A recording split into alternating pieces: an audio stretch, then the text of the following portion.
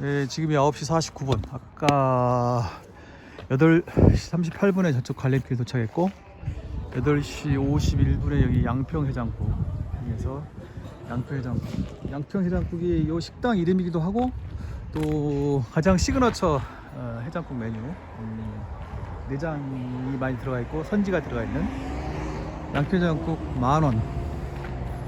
만원어치를 먹고 다시 출발합니다. 어디 보자. 박효자와 호랑이, 고향 땅의 박태성. 박태성 이야기만 흘러가졌다. 박세걸 심효를 했고,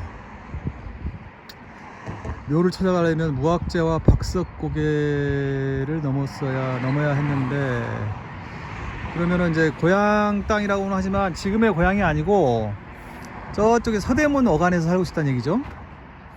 인왕산 호랑이가 있었다. 무학재 고개를 넘는데 인왕산 쪽에서 호랑이 한 마리가 불쑥 나타나 길을 막았다. 호랑이가 이제 박태성을 40년간 매일 태워줬다. 박태성의 효성에 호랑이가 감동한 것이었다. 박태성도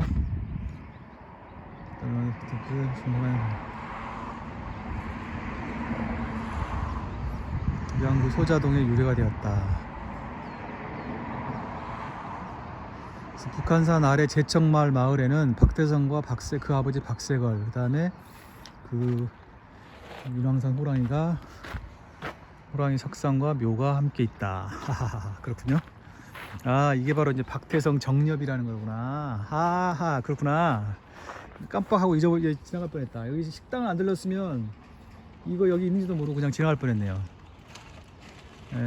조선 효자 박공 태성 정여지비라고 되어 있네요.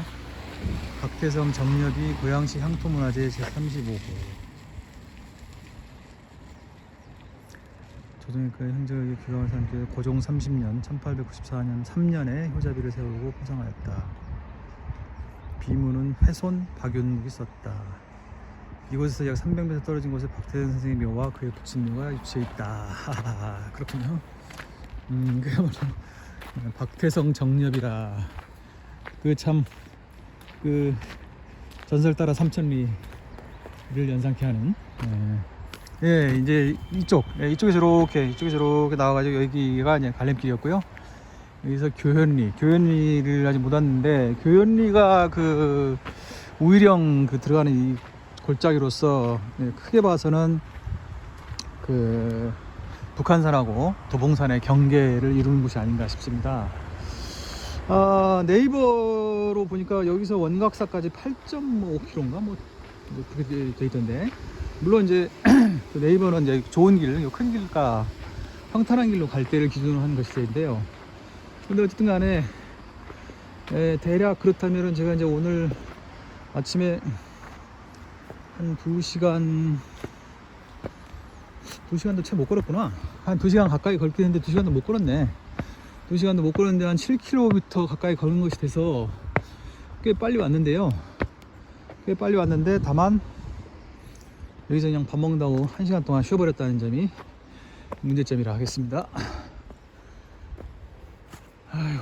밥을 먹으니까 속은 든든한데 반대로 또 이제 소화를 시켜야 되니까 약간 좀 발이 느려지고 힘도 들고 그렇습니다. 그러나 오늘같이 이렇게 차가운 날씨에는 저런 따뜻한 해장국 먹는 것이, 저 산 위에 있는 저 집은 요새 군부대인 것 같은데요. 하여간 따끈한 해장국 한 그릇 먹는 것은 결코 피해서는 안 될 일이다, 이렇게 생각을 합니다.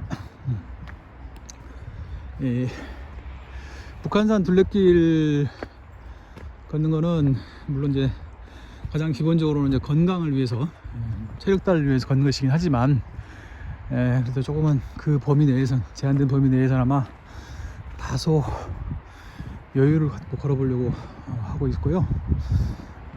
이쪽은 코스가 좋아서 이렇게 또 시간 날 때 다시 와도 좋겠다 라는 생각이 듭니다. 지금 이제 저는 동영상을 우편집으로 간단한 해설만 붙여서 그날 찍어서 그날 바로바로 올리는 걸 원칙으로 하고 있는데요. 오늘 찍은 3편의 동영상은 식당에서 이미 다 업로드 했습니다. 물론 설명문은 못 붙였고요. 그냥 번호만 붙여서 업로드 했습니다. 제가 추구하는 것은 제 방침은, 동영상 방침은 뭐 꾸미거나 편집하거나 이런 건 전혀 없이 그냥 생으로 그냥 계속 찍는 거니까 뭐 혹시라도 제 영상 보시는 분 계신다면 널리 양해해 주시고요. 그게 뭐 제 영상의 칼라니까.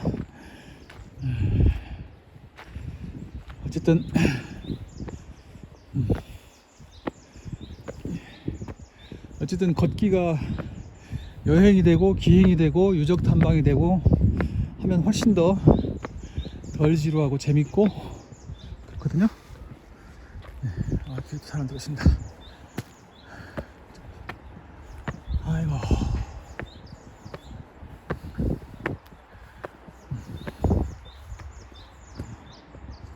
안녕하세요.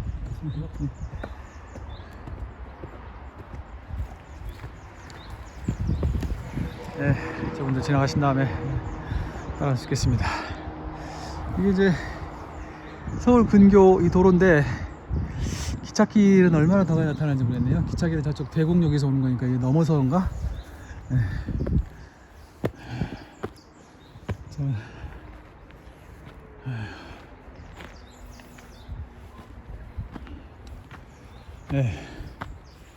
하여간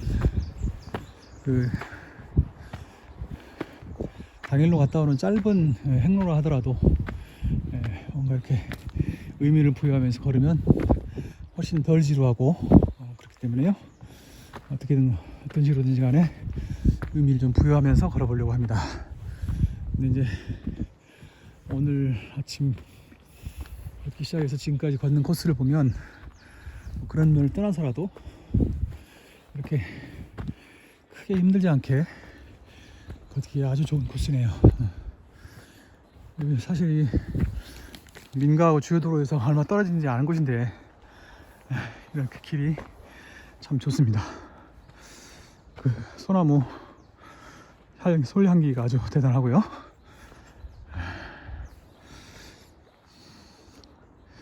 이곳에 이런 분위기와 향을 이제 영상을 통해서 이렇게 여러분들에게 전달해 드리면 참 좋겠는데, 우선 이제 향은 불가능하죠. 향은 이제 저 혼자만 맡을 수 있는 거니까.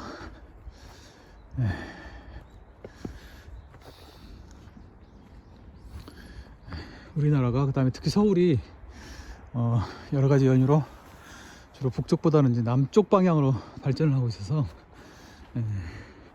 상대적으로 이제 북쪽은 조금 개발이 좀 덜 됐다 할까. 그래서 또 그만한 이제 자연 환경 같은 게 좀 남아있다 뭐 이렇게 볼 수는 있는데, 서울 바로 근교는 뭐 남쪽 지방에 비해서 그렇다는 거지, 남쪽 방향에 비해서 그렇다는 거지, 뭐 인구만 해도 뭐 고향이 벌써 100만에 육박하고 의정부가 40몇만 막 이런 식이니까요. 수도권 기준으로 좀 그렇다는 것이지, 우리나라 전체로 보면 굉장히 발달된 곳이죠. 인구 밀집 지역이기도 하고. 서울의 구가 25개인데요. 그냥 대충 얼추 1000만으로 잡으면 평균 40만이거든요. 이런 그 대도시에 집적돼 있는 상황에서의 인구 40만이면 사실 그 내에서 뭐 예를 들어서 뭐 강남과 자꾸 비교하거나 그래서 그렇지, 그 자체로서도 아주 대단한 거죠. 웬만한 지방의 역사가 깊은 어떤 그런 거점 도시들하고도 비교가 안 될 정도로. 최근에 제가 참고한 어떤 영상을 보니까 가계대출인가? 뭐 하여간 그 대출 그 규모가 서울이 뭐 부산의 7배 내지 8배가 된다고 하더라고요. 그러니까 인구를 대략 부산의 3배 정도라고 본다면, 서울의 인구를 모든 것이 한 적당히 그 정도 3배, 4배 정도로 비례를 하면 비슷하다고 볼 수가 있는데, 그 2배를 넘는다는 것이거든요. 근데 이제 그 수치는 채무의 수치긴 한데 어찌 보면 실제 경제적인 어떤 그 실제의 어떤 그 사이즈, 실질적인 사이즈의 차이라고도 볼 수 있지 않는가 그런 생각이 듭니다. 그만큼 이제 우리나라는 서울에 밀집되어 있다는 것이고, 서울이 그렇다는 것에 그치지 않고 수도권, 뭐 경기도 전체까지는 말할 수 없지만 수도권 지역도 우리나라 전체 기준으로 하면 굉장히 어떤 여러 가지 의미의 경제, 그다음에 소프트 파워 등의 집적이 대단한 지역이라고 볼 수 있죠.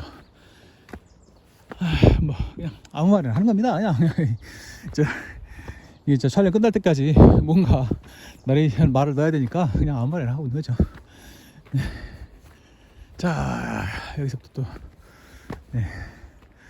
어떻게 보면 뭐 어디 가서나도 볼 수 있는 상투적인 좋은 트레킹 코스이긴 한데 그래도 또 그 와중에서도 좋습니다.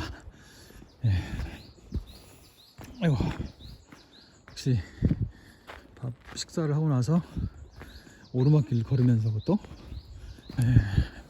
그 말을 넣으려니까 쉽지가 않네요.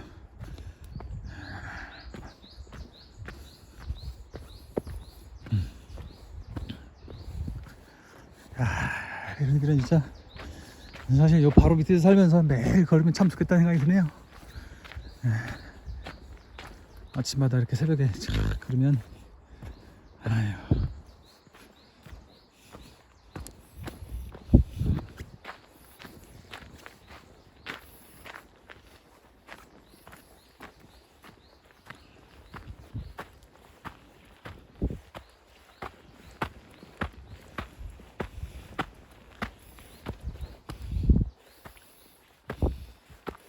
네, 일견 보기로는 계속 이렇게 오르락 내리락, 제가 생각하기에는 지도를 보더라도 계속 그 도로에서 이렇게 아주 멀리 떨어지진 않거든요. 멀어지진 않거든요. 그래서 이런 정도 수준으로 계속 오르락 내리락 할 것 같은데, 여기는 뭐 형세로 봐서는 무슨 고개를 하나 넘어가야 되는지. 자, 일단 또 여기까지 해보겠습니다.